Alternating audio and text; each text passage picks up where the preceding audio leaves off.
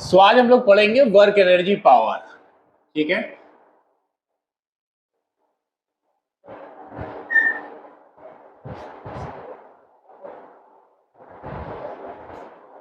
सबसे पहले वर्क पढ़ लेते हैं।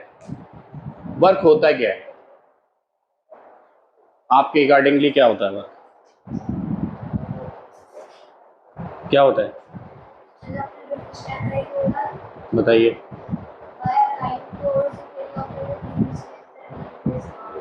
ठीक, हम ये कहते हैं कि किसी ऑब्जेक्ट पे अगर हम फोर्स एक्सर्ट करके उसकी पोजीशन चेंज कर दें।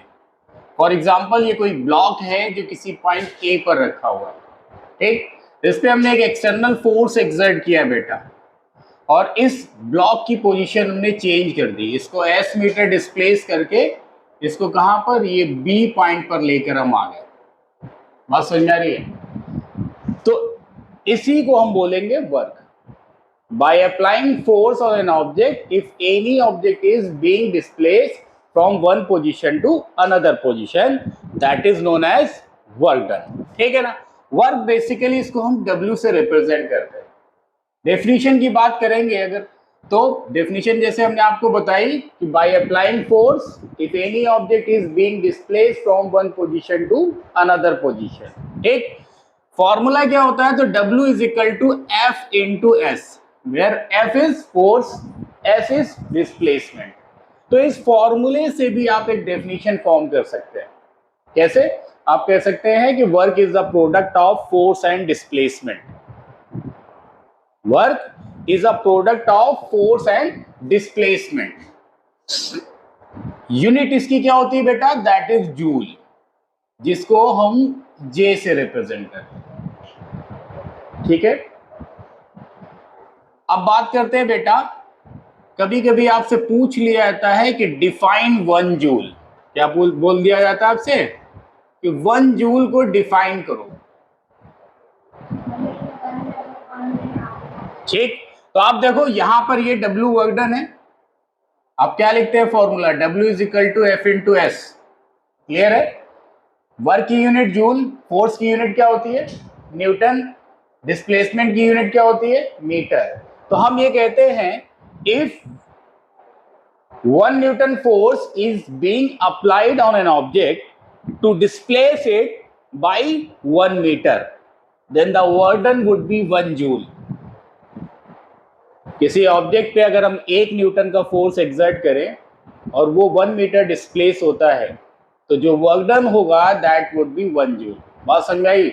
अगर 1 जूल की डेफिनेशन कोई आपसे पूछे तो आप ऐसे बता सकते हैं। ठीक, उसके बाद बेटा बात हम करते हैं टाइप्स ऑफ वर्क डन की। किसकी? Types of work. Types of work की बात करें तो हम कहते हैं बेसिकली वर्क 3 टाइप का होता है, positive, negative, and the third one is zero. Work done आपका पॉजिटिव होगा, नेगेटिव होगा या जीरो होगा। ये किस बात पे डिपेंड करता है पता है आपको? ये डिपेंड, बिल्कुल ये डिपेंड करता है एंगल पे, और वो एंगल कौन सा होगा, the angle form between the direction of force and the direction of displacement.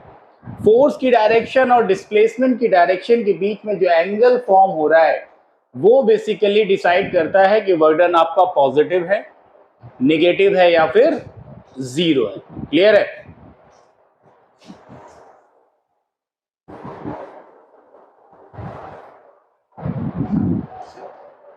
Angle क्या होता है? एंगल जिसे हम थीटा से रिप्रेजेंट करेंगे, तो थीटा क्या होता है?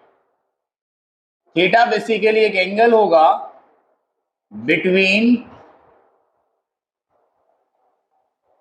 Direction of force and displacement. Clear है? ये फैन ऑफ करो। ठीक, अब आप देखिए बेटा, वर्डन पॉजिटिव का केस ले लेते हैं। ये एक ब्लॉक है रखा हुआ है on the surface of earth A point पे। अब हमने यहां से एक फोर्स एक्सर्ट किया एफ न्यूटन का,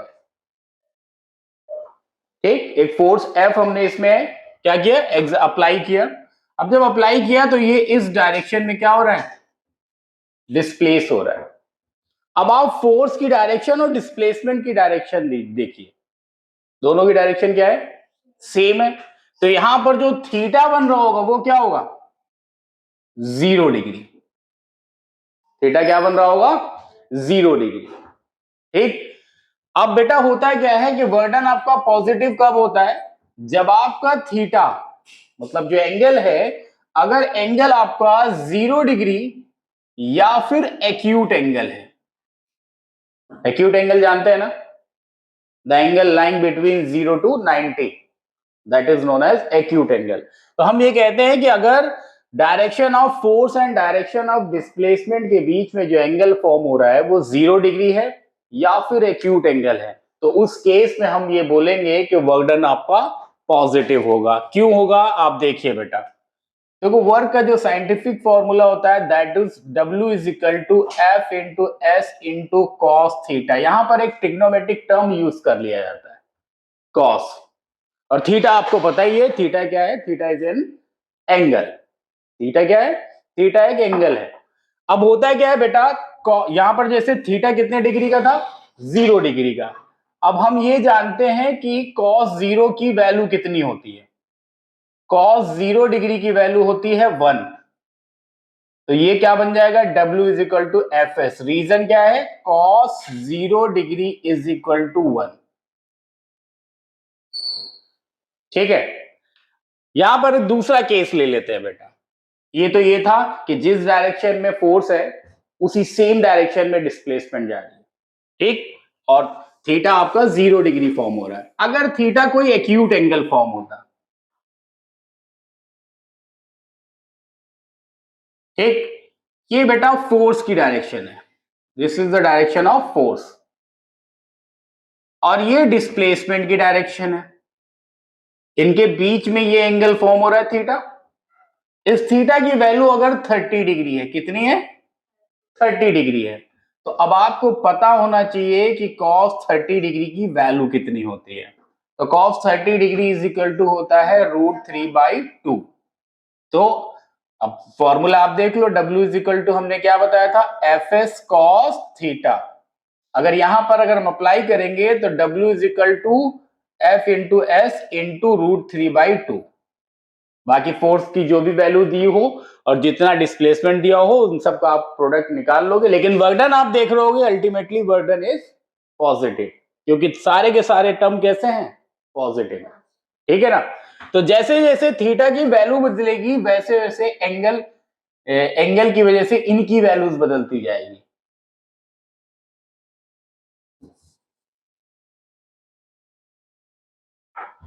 अगर कॉस, जो तीसरा केस ले लेते हैं,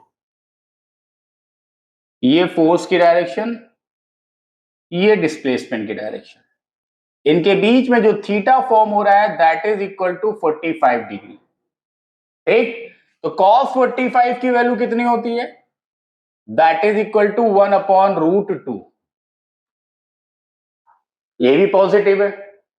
बाकी जो भी उस केस में दिया होगा कि कितने न्यूटन का फोर्स एक्सर्ट हो रहा है, कितने मीटर डिस्प्लेस हो रहा है, उन सब का प्रोडक्ट जब आप निकाल लोगे तो फाइनली वर्क डन आपका निकल आएगा। लेकिन आप देखेंगे कि वर्क डन आपका पॉजिटिव ही होगा, क्योंकि cos थीटा की वैल्यू यहां पर कैसी आ रही है, पॉजिटिव वैल्यू, एक पॉजिटिव वैल्यू है, ठीक है ना। इसी तरीके से मान लो एक नेक्स्ट केस, एक दूसरा एक्यूट एंगल ले लेते हैं बेटा हम। यहां पर जो ये थीटा है that is equal to 60 degree.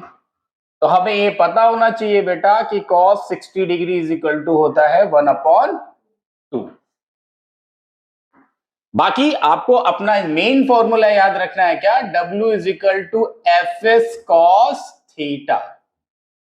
जैसे जैसे थीटा चेंज होगा इस W की वैल्यू चेंज होती जाएगी, जैसे जैसे थीटा चेंज होगा इस W की वैल्यू चेंज हो जाएगी। बात समझ में आ रही है? नेक्स्ट केस ले लेते हैं बेटा। अब एक्यूट एंगल हो गए, अब हम कर लेते हैं परपेंडिकुलर वाला। डिस्प्लेसमेंट की डायरेक्शन ये है, फोर्स की डायरेक्शन ये है। कितने डिग्री का एंगल फॉर्म हो रहा है? अब अगर आप गौर से देखें तो यहाँ पे जो थीटा फॉर्म हो रहा है दैट इज 90 डिग्री, और हम जानते हैं कि cos 90 degree is equal to what? That is 0। ये कैसा केस है पता है आपको? ये एक ऐसा केस है, मान लीजिए कोई कुली है जो सर पे सामान रखकर जा रहा है। कुली जब सामान सर पे रखेगा तो उसका फोर्स कैसा होगा? अपर डायरेक्शन में होगा, और उसका मूवमेंट इस डायरेक्शन पे है, तो फोर्स की डायरेक्शन अपवर्ड और ये हो जाएगी उसकी डिस्प्लेसमेंट की डायरेक्शन। तो दोनों डायरेक्शन के बीच में जब आप एंगल जज करेंगे then you will find that the angle is 90 degree. That the angle is 90 degree. जब cos 90 हो जाएगा तो cos 90 की वैल्यू होती है 0, तो ऐसे केस में वर्डन क्या हो जाएगा आपका? वर्डन हो जाएगा 0। ठीक, मतलब यहां पर हमें यह पता चला अगर थीटा हमारा 90 डिग्री होगा तो वर्डन 0 होगा। नेक्स्ट केस देख लेते हैं। अब मान लीजिए आप एक मूविंग कार में बैठे हैं। किसमें बैठे हैं? एक मूविंग कार में बैठे हैं बेटा।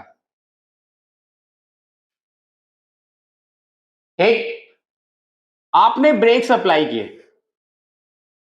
ब्रेक्स मतलब रिटार्डिंग फोर्स, बैकवर्ड डायरेक्शन में अप्लाई होता है, और ब्रेक्स अप्लाई करने के बाद भी कुछ डिस्प्लेस होगा, तो डिस्प्लेसमेंट की डायरेक्शन जस्ट अपोजिट होगी। एंगल कितने डिग्री के फॉर्म होगा? तो यहां पर जो थीटा फॉर्म होगा दैट वुड बी 180 डिग्री, और हमें यह पता है कि cos 180 डिग्री की वैल्यू होती है -1। तो इससे पता ही चला कि वर्डन आपका निगेटिव कब होगा? जब थीटा आपका 180 डिग्री का होगा, एक स्ट्रेट एंगल होगा। बात समझ में आ रही है? क्लियर है इतनी बातें? बढ़े आगे।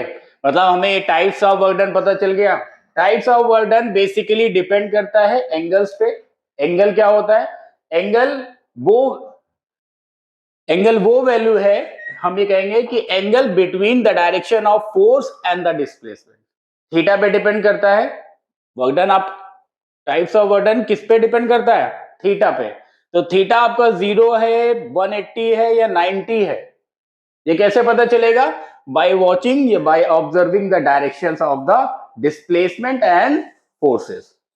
ठीक है ना? फोर्स और डिस्प्लेसमेंट के बीच की जो डायरेक्शन है, उनके बीच में जो एंगल फॉर्म हो रहा है वही डिसाइड करेगा कि आपका वर्डन पॉजिटिव होगा, निगेटिव होगा या फिर 0 होगा। क्लियर है? अब आगे प्रोसीड करते हैं। इसके बाद नेक्स्ट टर्म आता है आपका एनर्जी। क्या आता है? एनर्जी। एनर्जी क्या होता है? क्या होता है? ताकत। ताकत तो पावर होती है।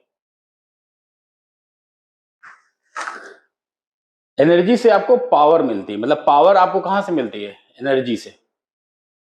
भाई पावर गेन करने के लिए तो आप एनर्जी लेते हो। यही होता है ना, हम लोग लंच या फिर ब्रेकफास्ट या फिर डिनर क्यों करते हैं? अपनी एनर्जी को गेन करने के लिए। जो एक्स्ट्रा करिकुलर एक्टिविटीज करते हैं, जैसे कोई जिम वगैरह करता है, हैवी वेट, उनका उनका आप देखोगे डाइट प्लान डिफरेंट होता है, क्योंकि उनको ज्यादा एनर्जी की जरूरत पड़ती है, इसलिए वो सप्लीमेंट यूज करते हैं। क्योंकि नॉर्मल डाइट मतलब ये जो नॉर्मल हम लोग डेली यूज का खाना खाते हैं that is not sufficient for them, इसलिए वो डिफरेंट टाइप की चीजें करते हैं, सप्लीमेंट्स लेते हैं। तो पावर गेन करने के लिए हम एनर्जी लेते हैं। ठीक, तो एनर्जी बेसिकली होती क्या है? हाँ, हम कहते हैं कि capacity to do any work, या फिर एबिलिटी भी कह सकते हो आप, capacity to do any work is known as energy. Energy के टाइप्स होते हैं। एनर्जी के कई सारे टाइप्स होते हैं, जैसे विंड से मिलने वाली विंड एनर्जी, सन से मिलने वाली सोलर एनर्जी, ठीक है ना, हीट से मिलने वाली थर्मल एनर्जी, ठीक है ना। लेकिन हमें बेसिकली किसकी बात करनी है, हमें अपने सिलेबस में बात करनी है, तो we will talk about mechanical energy. किसकी बात करेंगे बेटा, मैकेनिकल एनर्जी की। मैकेनिकल एनर्जी क्या होता है, तो हम ये कहते हैं it's a combination of kinetic energy and potential energy. Kinetic energy and potential energy, ठीक। मींस हमें बेसिकली इन दो एनर्जी पे फोकस करना है। कौन कौन सी, काइनेटिक एनर्जी और पोटेंशियल एनर्जी पे। क्या लगता है कि क्या होता होगा काइनेटिक एनर्जी आपके अकॉर्डिंगली? काइनेटिक एनर्जी क्या होना चाहिए, क्या होना चाहिए काइनेटिक एनर्जी, बताएं जरा, अपना अपना व्यूज दें।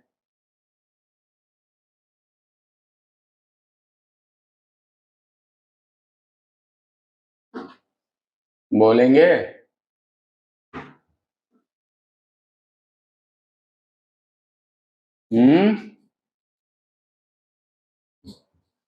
हम कहते हैं बेटा काइनेटिक एनर्जी किसी ऑब्जेक्ट में तब होती है जब ऑब्जेक्ट मोशन में हो। अपने मोशन की वजह से जो एनर्जी वो ऑब्जेक्ट पोजेस कर रहा है वो उसकी काइनेटिक एनर्जी। और पोटेंशियल एनर्जी क्या होता है, पोटेंशियल एनर्जी पोजीशन पे डिपेंड करती है। पोटेंशियल एनर्जी पोजीशन पे डिपेंड करती है। पोटेंशियल एनर्जी कई टाइप की होती है, gravitational potential energy, elastic potential energy. बात समझ में आ रही है ना? जैसे आप रबर लो, एक इलास्टिक ले लो, इलास्टिक ऐसे रखी है तो उसमें कोई एनर्जी नहीं है, लेकिन इलास्टिक को आप क्या कर दो, स्ट्रेच कर दो। अब आप इलास्टिक का कोई एक एंड रिलीज करोगे, जैसे मान लो दो हैंड से आपने इलास्टिक पकड़ ली, एक एंड ये और एक एंड ये, ऐसे कुछ करके स्ट्रेच कर किए हुए हैं आप। अब एक एंड से आप रिलीज करोगे तो क्या होगा, वो तुरंत मूव करेगी। वो तुरंत क्या करेगी, मूव करेगी। स्प्रिंग है, स्प्रिंग को आप खींचोगे और जैसे रिलीज करोगे तो क्या होगा, एकदम से कंप्रेस होगी कि नहीं होगी, होगी अपनी ओन पोजीशन पे जाने के लिए। तो मतलब वो एक ऐसी पोजीशन पे होगी जहां पर पोटेंशियल एनर्जी की जब हम बात करते हैं तो हम कहते हैं कि ऑब्जेक्ट एक ऐसी पोजीशन पे होता है जहां पर अगर हम ऑब्जेक्ट को रिलीज करें तो ऑब्जेक्ट मूव करने लगता है। जैसे बो एंड एरो का एग्जांपल ले लो, एरो को बो में लगाकर स्ट्रेच कर दिया हमने। अब सोचो, पकड़ के रखा हुआ है अभी हमने एरो को, जिस पॉइंट पे पकड़ के रखा हुआ है वो किसी फोर्स की वजह से होल्ड है। अगर उस फोर्स को हम रिलीज कर दे तो क्या होगा, वो एरो तुरंत मूव कर जाएगी। तो इसका मतलब वो स्ट्रेचिंग पोजीशन पे जिस पॉइंट पे थी, उस पॉइंट पे जो वो एनर्जी स्टोर की हुई थी वो उसकी पोटेंशियल एनर्जी। बात समझ में आ रही है? तो पोटेंशियल एनर्जी पोजीशन पे डिपेंड करती है। ये मार्कर है मेरे हाथ में, ये मार्कर है मेरे हाथ में। अब इस सरफेस के केस में रखे हुए कोई दिक्कत नहीं है, लेकिन अगर मान लो इस मार्कर को यहां से उठाकर हम यहां लेकर आ जाए, यहां से उठाकर हम यहां पे लेकर आ गए, अब अगर हम इसको क्या करें, किसी फोर्स की वजह से होल्ड है ये, अगर वो फोर्स रिलीज करेंगे तो क्या होगा, मूव किया ऑब्जेक्ट। तो इसका मतलब इस पोजीशन पे उसके पास क्या था, पोटेंशियल एनर्जी। पोटेंशियल एनर्जी हमने बताया कि energy possessed by an object by the virtue of its position. Position की वजह से ऑब्जेक्ट जो एनर्जी पोजेस करता है वो उसकी पोटेंशियल एनर्जी कहलाती है। जैसे हम लोग ग्राउंड फ्लोर पे खड़े हुए मान लो, तो अर्थ के रेफरेंस में, अर्थ के रेस्पेक्ट में हमारी बॉडी में अगर कोई पोटेंशियल एनर्जी चेक करे तो दैट वुड बी जीरो। क्यों? क्योंकि हम लोग we are standing on the surface of earth. लेकिन अगर मान लो कि हमको अर्थ से 20 मीटर की हाइट पर ले जाकर कोई कर दे, अर्थ से 20 मीटर की हाइट पे हमको कोई ले जाकर रोक दे, तो 20 मीटर की हाइट पे, अब हम अर्थ के रेस्पेक्ट में 20 मीटर की हाइट पे। अब अगर हमसे हमारी बॉडी में कोई पूछेगा कि पोटेंशियल एनर्जी कितनी होगी, तो उस हाइट की वजह से, उस हाइट की वजह से हमारी बॉडी में क्या आ गई होगी, पोटेंशियल एनर्जी। बात समझ में आ रही है? तो पोटेंशियल एनर्जी किस पे डिपेंड करती है, पोजीशन पे। काइनेटिक एनर्जी किस पे डिपेंड करती है, मोशन पे। मतलब कोई भी रुका हुआ ऑब्जेक्ट है तो उसके पास काइनेटिक एनर्जी नहीं होगी, क्योंकि हमने क्या बोला, काइनेटिक एनर्जी किसी ऑब्जेक्ट में तब होगी जब ऑब्जेक्ट मोशन में होगा। बात समझ में आ रही है? एक कॉमन डेफिनेशन है कि energy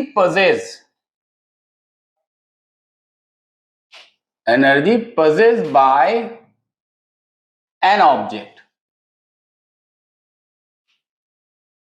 by the virtue of its, यहां पर अगर मोशन लगा देंगे तो this definition will belong to kinetic energy, और मोशन की जगह पर अगर हम पोजीशन लगा देंगे तो क्या बन जाएगी, यही same definition will belong to potential energy. बात समझ में आ रही है? Rest of the statement is same. Energy possessed by an object by the virtue of its motion, kinetic energy. Energy possessed by an object by the virtue of its position, potential energy. बात समझ में आ रही है? Kinetic energy को हम के से रिप्रेजेंट करते हैं और पोटेंशियल एनर्जी को हम पी से रिप्रेजेंट करते हैं। दोनों की यूनिट जो होती है वो जूल होती है। दोनों की यूनिट क्या होती है? जूल। इसको भी वैसे ही हम जे से रिप्रेजेंट करते हैं। अब क्या होता है, इनका फॉर्मूला डिराइव कर लेते हैं। काइनेटिक एनर्जी का फॉर्मूला वैसे होता क्या है, तो that is half mass into velocity square. जबकि पोटेंशियल एनर्जी का क्या होता है, mgh। mgh basically gravitational potential energy होती है। समटाइम्स अगर हम इलास्टिक पोटेंशियल एनर्जी की बात करेंगे तो फिर इसका फॉर्मूला थोड़ा सा चेंज हो जाएगा। ठीक है, अभी हम बेसिक्स पे रहते हैं जितना which is required for you. ठीक, तो kinetic energy is equal to half into mass into velocity square. कैसे हुआ ये देखो, कोई एक ऑब्जेक्ट है which is kept at a position A, तो एम मास का ऑब्जेक्ट है जो ए पोजीशन पे रखा हुआ है। अब हमने इसमें एक फोर्स एक्सर्ट किया। क्या किया? एक्सर्ट, फोर्स एक्सर्ट किया, तो ये डिस्प्लेस हो गया। और इस बी पॉइंट पर इसकी हमने जब चेक किया तो पता चला इस बी पॉइंट पे इसकी वेलोसिटी v है। ए पॉइंट पे इसकी वेलोसिटी क्या रही होगी? ए पॉइंट पे इसकी वेलोसिटी क्या रही होगी? 0। हमने बताया था कोई भी ऑब्जेक्ट जब रेस्ट से चलना स्टार्ट करता है तो उसकी इनिशियल वेलोसिटी कैसी होती है? 0। और इनिशियल वेलोसिटी को हम u से रिप्रेजेंट करते हैं। u यहां पर 0 रहा होगा। वर्क डन क्या बताया था? हमने बताया था W is equal to force into displacement, यही बताया था। यहां पर जो केस दिया हुआ है कि ऑब्जेक्ट ए पर है और उस पर जब फोर्स एक्सर्ट किया तो बी पॉइंट पे it was noted that the object is having a velocity v। यहां पर अगर हम मोशन की थर्ड इक्वेशन अप्लाई करें तो मोशन की थर्ड इक्वेशन क्या थी? v square is equal to u square plus 2as, यही थी बेटा। इस केस में u आपका 0 है तो क्या बनेगा? v square is equal to 2as। तो यहां पर आप क्या लिख सकते हैं? v square upon 2a is equal to s लिख सकते हैं। s की ये वैल्यू इस वाले s से हम डिस्प्लेस कर देते हैं। ठीक, और फोर्स को हम क्या लिखते हैं? फोर्स क्या होता है? Force is equal to mass into acceleration. Force is what? Mass into acceleration. और s की जगह आपने लिख दिया v square upon 2a। a से a कैंसिल हो गया, क्या बना बेटा? w is equal to half mv square. w is equal to half mv square. अब आप एक चीज जानिए, यहां पर ये जो वर्क डन हो रहा है किसकी वजह से हो रहा है? चेंज इन काइनेटिक एनर्जी की वजह से। ए पॉइंट पर उसकी काइनेटिक एनर्जी 0 थी और बी पॉइंट पर उसकी कुछ ना कुछ काइनेटिक एनर्जी थी, ठीक ही नहीं थी? क्योंकि क्योंकि अब हम कुछ ना कुछ क्यों कह रहे हैं? क्योंकि v की वैल्यू हमें नहीं पता है, तो v की वैल्यू कुछ ना कुछ तो रही होगी। अब उस कुछ ना कुछ की वजह से कुछ ना कुछ तो काइनेटिक एनर्जी b पे रही होगी। ठीक है, तो हम क्या बोलते हैं? वर्क एनर्जी थ्योरम क्या कहता है कि W is equal to change in energy. क्या बोलते हैं हम? चेंज इन एनर्जी, और यही आपका वर्क एनर्जी थ्योरम होता है। Whenever there is a change in energy, noted that change in energy will be equal to the work done। बात समझ आ रही है? यहां पर जो एनर्जी का चेंज आ रहा है वो कौन सी एनर्जी है? Kinetic energy. तो हम लिखेंगे W is equal to delta K. Delta क्या रिप्रेजेंट करता है? डेल्टा रिप्रेजेंट करता है चेंज को। अगर डेल्टा P कर देते हैं तो चेंज इन पोटेंशियल एनर्जी हो जाता। डेल्टा K है तो ये चेंज इन काइनेटिक एनर्जी। तो अब इसको हम यहां पर फिट कर देंगे तो delta K is equal to half mv², और फाइनली क्या बन जाता है? K is equal to half mv², और ये आपका फॉर्मूला डिराइव हो जाता है। याद रखिएगा काइनेटिक एनर्जी में अगर ये जो वेलोसिटी है v है, v मतलब फाइनल वेलोसिटी है, तो इसे हम बोलेंगे फाइनल काइनेटिक एनर्जी। अगर ये वेलोसिटी u होती, मतलब हाफ mu² होता, तो इसे क्या बोलते हैं हम? Initial kinetic energy. बात समझ में आ रही है? तो वर्क, कई केस ऐसा भी होगा जब आपको इनिशियल वेलोसिटी भी गिवन होगी और फाइनल वेलोसिटी भी गिवन होगी, और आपसे पूछेगा कि भैया इसमें वर्क डन बताइए। तो हमने अभी आपको क्या बताया? वर्क डन क्या होता है? Change in energy. नहीं, चेंज इन एनर्जी मतलब दोनों की वेलोसिटी को यूज करके आपको पहले एनर्जी निकालनी है। जैसे एक क्वेश्चन लिखो, ये नोट कर लिया आपने? ये नोट कर लो पहले।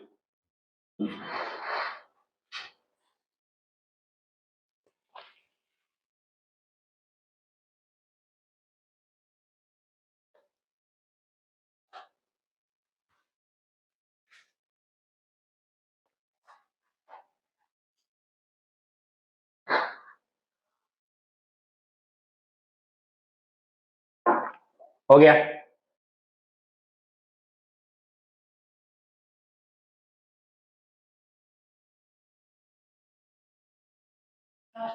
डन। ठीक, अब एक क्वेश्चन लिखिए। आकार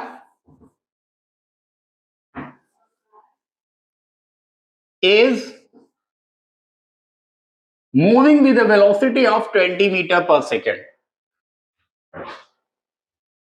A car is moving with a velocity of 20 meter per second.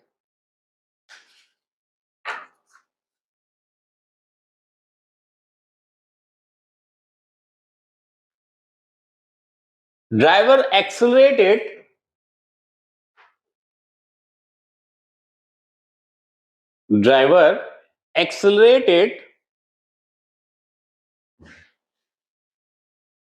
and now its velocity is 30 meter per second.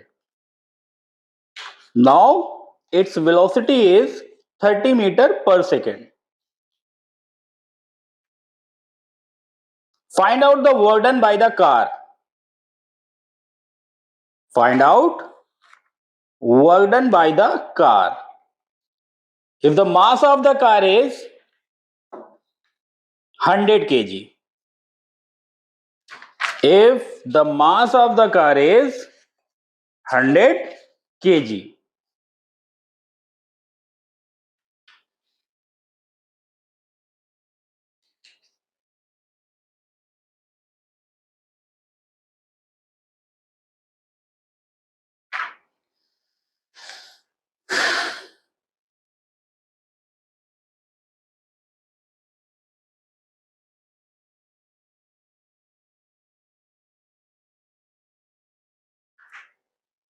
समझ में आए? नहीं समझ में आया तो देखो, एक कार थी बेटा, हाँ तो बताएं फिर क्या आ रहा है। एक कार थी जो इनिशियली 20 मीटर पर सेकेंड से मूव कर रही थी। एक एक्सेलरेटिंग फोर्स उस पर एग्जर्ट किया गया, और कुछ देर बाद इस कार की जो वेलोसिटी है इट बिकम्स 30 मीटर पर सेकेंड। आपको work done by the car बताना है, जबकि मास ऑफ कार क्या है? That is 100 kg। कितना आ रहा है? कोई नहीं, सॉल्व करके बताएं जल्दी से।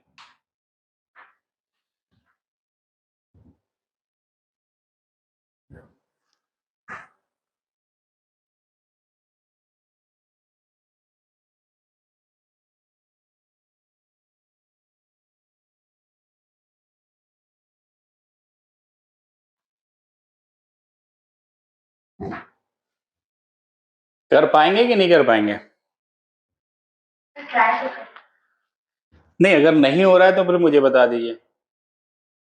ट्राई क्या कर रहे हैं, अप्रोच क्या है बताइए। पहले कार का वर्क डन 20 मीटर पर सेकंड से निकाल रहा हूँ, उसके बाद 30 मीटर पर सेकंड से लास्ट में वर्क डन निकाल लें या काइनेटिक एनर्जी? हाँ, तो आप बिल्कुल यही करेंगे, आप लिखेंगे W इज इक्वल टू के फाइनल माइनस के इनिशियल। के फाइनल का मतलब क्या है?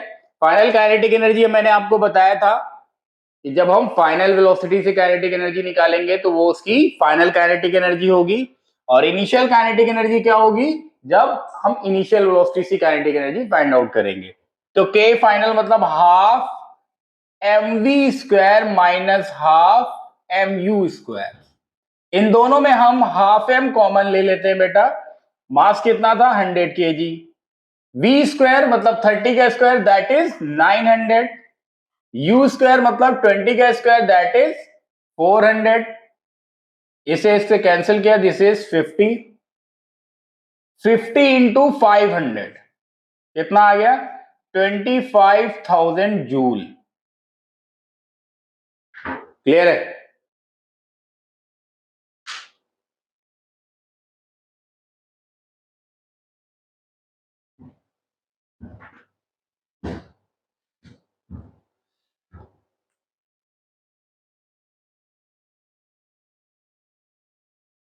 डन, ठीक। मिटा दूं? अब बेटा बात करते हैं हम पोटेंशियल एनर्जी की। जैसा कि अभी हमने आपको कुछ देर पहले बताया था कि पोटेंशियल एनर्जी डिपेंड करता है पोजीशन पे। किस पे डिपेंड करता है? पोजीशन पे। ऑब्जेक्ट की पोजीशन पे डिपेंड करता है कि उसके पास कितनी एनर्जी है। ठीक, जैसे मान लो बेटा this is the surface of अर्थ, यहां पर कोई एक ब्लॉक रखा हुआ है, m मास का कोई ब्लॉक रखा है। अब हमने इसको लिफ्ट किया, लिफ्ट करके हम मान लो उसको इस हाइट पर लेकर चले गए। ठीक, इस हाइट पर लेकर चले गए, तो यहां से यहां तक लेकर गए हैं, तो ये हाइट को हमने h एज्यूम कर लिया है। वर्क डन अगर हम निकालें तो क्या लिखेंगे? W is equal to F into S लिखेंगे। यही होता है W is equal to F into S. Force against gravity क्या होता है? mg। तो ये क्या हुआ? एक, और ये जो डिस्प्लेसमेंट है वो h मीटर का है। ये h हाइट पर है ऑब्जेक्ट, और ये ऑन द सरफेस ऑफ अर्थ। पहले वो यहां पर था, अब वो यहां पर है, पोजीशन चेंज है। पहले वो ऑन द सरफेस ऑफ अर्थ था, पोजीशन ए थी, फिर वो एक हाइट बी पर पहुंच गया। तो W is equal to F into S कर लिया हमने।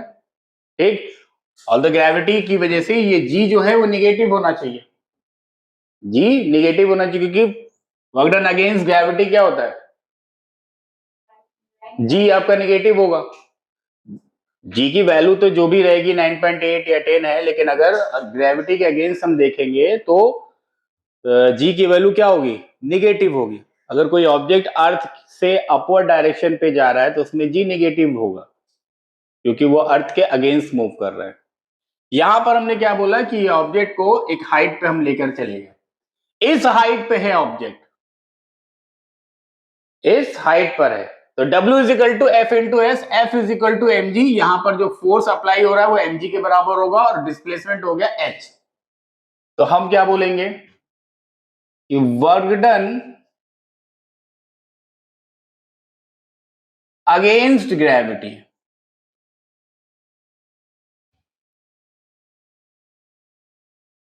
is equal to potential energy, and that is equal to mgh. Work done against gravity is known as potential energy, जिसे हम mgh बोलते हैं। ठीक है ना? तो यहां पर W अब देखो ये इस पॉइंट पर हाइट कैसी थी, ए पॉइंट पर हाइट कैसी होगी अर्थ से, ए पॉइंट पर एच कितना होगा 0। तो हमने आपको वर्क एनर्जी थ्योरम बताया था ना, वर्क एनर्जी थ्योरम क्या होता है, डेल्टा मतलब चेंज इन एनर्जी, यहां पर एनर्जी कौन सी है पोटेंशियल एनर्जी, तो चेंज इन पोटेंशियल एनर्जी लिख देंगे।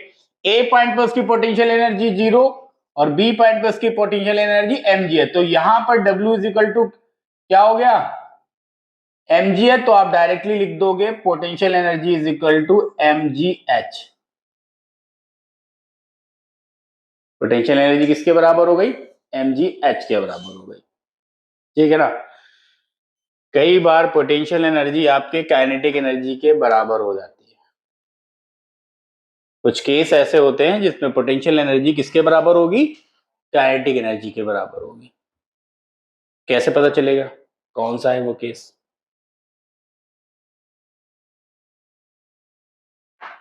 देखो ये बता दूं पहले, आप केस ले लो, एक ऑब्जेक्ट है जो 20 मीटर की हाइट पर है, कहां से, सरफेस ऑफ अर्थ। जब इसको हम यहां से रिलीज करें, बात समझ में आ रही है, कुछ देर के लिए एज्यूम करो ये मार्कर है 20 मीटर की हाइट पे, अब अगर हम इस मार्कर को रिलीज करें तो just before touching the ground इसकी कुछ ना कुछ वेलोसिटी रही होगी, वो वेलोसिटी अगर हमें निकालनी है, समझिएगा बेटा, मान लेते हैं मास ऑफ ऑब्जेक्ट 10 है, 10 kg, या ना भी हो तो कोई फर्क नहीं पड़ता। यहां से हमने जब इसको रिलीज किया तो just before touching the ground यहां पर उसकी वेलोसिटी हमें निकालनी है।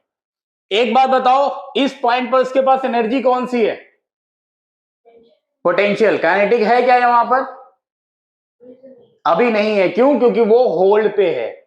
काइनेटिक एनर्जी किसी ऑब्जेक्ट के पास कब होगा, जब ऑब्जेक्ट मोशन में होगा। अभी हम जैसे मार्कर है, अभी हम होल्ड किए हुए इसको, तो पोजीशन की वजह से ड्यू टू हाइट क्या होगा इसके पास पोटेंशियल एनर्जी, लेकिन वंस आई रिलीज इट तो क्या होगा, it will start moving and just before touching the ground यहां पर कुछ ना कुछ उसकी वेलोसिटी होगी।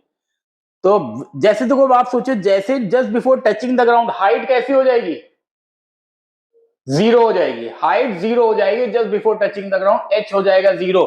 तो इस पॉइंट पर जो पोटेंशियल एनर्जी है वो इस पॉइंट पर काइनेटिक एनर्जी के बराबर हो जाएगी। मतलब अगर हमने इस पॉइंट को A माना और इस पॉइंट को B माना तो हम लिखेंगे potential energy at B will be equal to kinetic energy at A। समझ में आ रही है, पोटेंशियल एनर्जी एट B का मतलब mgh and that is equal to half mv²। m को m से यहीं पे खत्म कर दो, g की वैल्यू आप 10 ले लो और h आपको 20 गिवन था, is equal to half.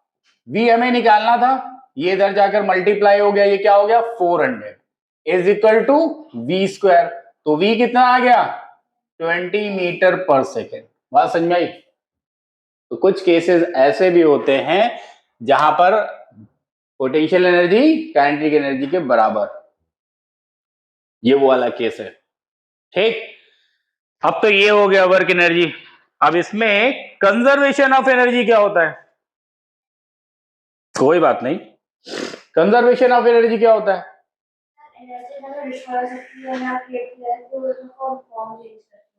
Energy को हम बोलते हैं energy neither it can be created nor it can be destroyed.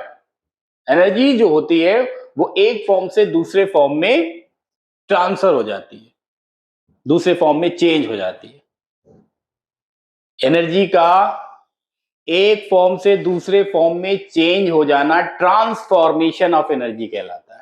जैसे अभी ये वाला केस में था, यहां पर एनर्जी कैसी थी पोटेंशियल, और जैसे ही हमने उसको रिलीज किया तो वो पोटेंशियल धीरे धीरे किस में कन्वर्ट होती जा रही थी, काइनेटिक में। और just before touching the ground total potential energy kinetic energy में कन्वर्ट हो गई। अच्छा, अगर हम बीच की बात करते हैं, मान लो यहां कहीं पे, तो इस पॉइंट पर क्या होता?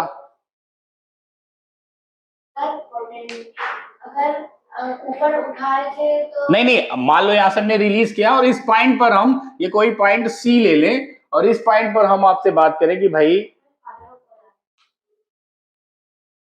कोई नहीं, साइलेंट कर दो कुछ देर के लिए, इस पॉइंट पर एनर्जी कितनी होगी? अगर ये मिड पॉइंट है तो कंजर्वेशन ऑफ एनर्जी ये कहती है कि टोटल एनर्जी कैसी रहेगी? कंजर्व रहेगी। टोटल एनर्जी कंजर्व का मतलब ये है बेटा कि अगर इस पॉइंट पे पोटेंशियल एनर्जी 200 है तो किसी भी पॉइंट पर आप चेक करोगे तो टोटल एनर्जी जो है that would be 200। Total energy हमेशा 200 होगी। टोटल एनर्जी मतलब टोटल मैकेनिकल एनर्जी। इस पॉइंट पे पोटेंशियल एनर्जी अगर 200 थी तो काइनेटिक कितनी होगी? 0। इस पॉइंट पर हमने बताया कि हर एक पॉइंट पर जो टोटल मैकेनिकल एनर्जी कितनी होगी?